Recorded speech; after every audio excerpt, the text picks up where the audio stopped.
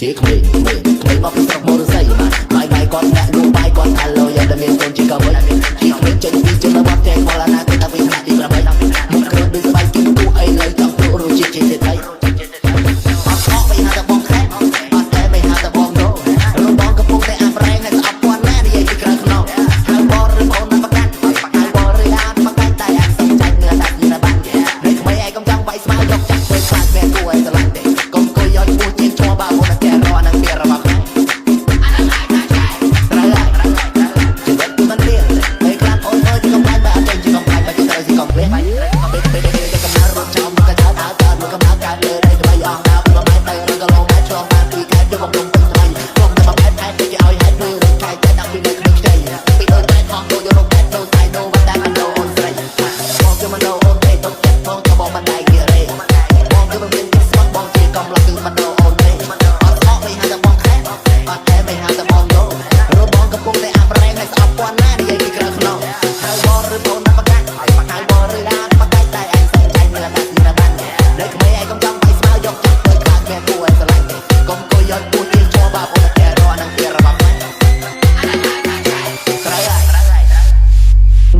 ជាតន្ត្រីរបស់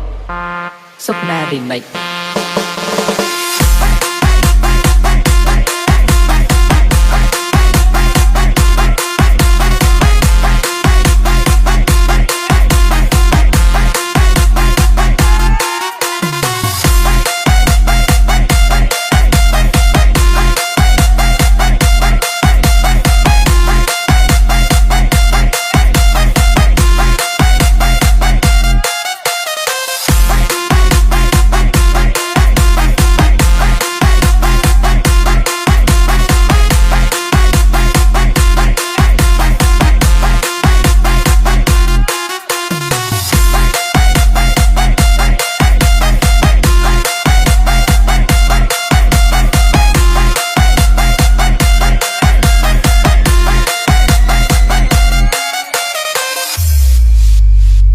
នេះគឺជាតន្ត្រីរបស់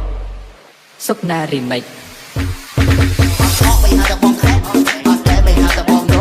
រំបងកំពុងតែអាប់រែងនៅស្អប់ពាន់ណានិយាយពីក្រៅខ្នងហៅបងឬបងណាប្រកាសហៅបងឬអាប្រកាសតែអាចសុំចាច់នៅតែពីណាបាននៅក្មេងឯងកុំចង់វាយស្មាយកចាក់ធ្វើខ្លាចមែនគួរឲ្យស្រឡាញ់ទេកុំគួយយកឈ្មោះជាជាប់បាមុនតែរកនឹងពីរបស់ខ្លួន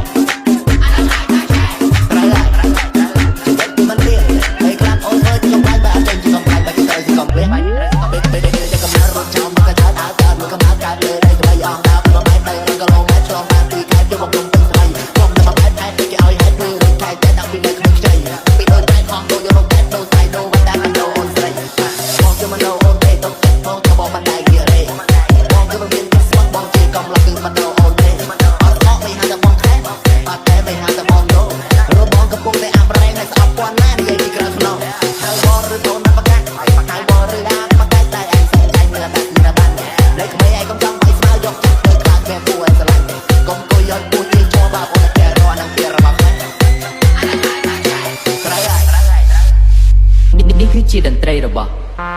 សុខណា Remix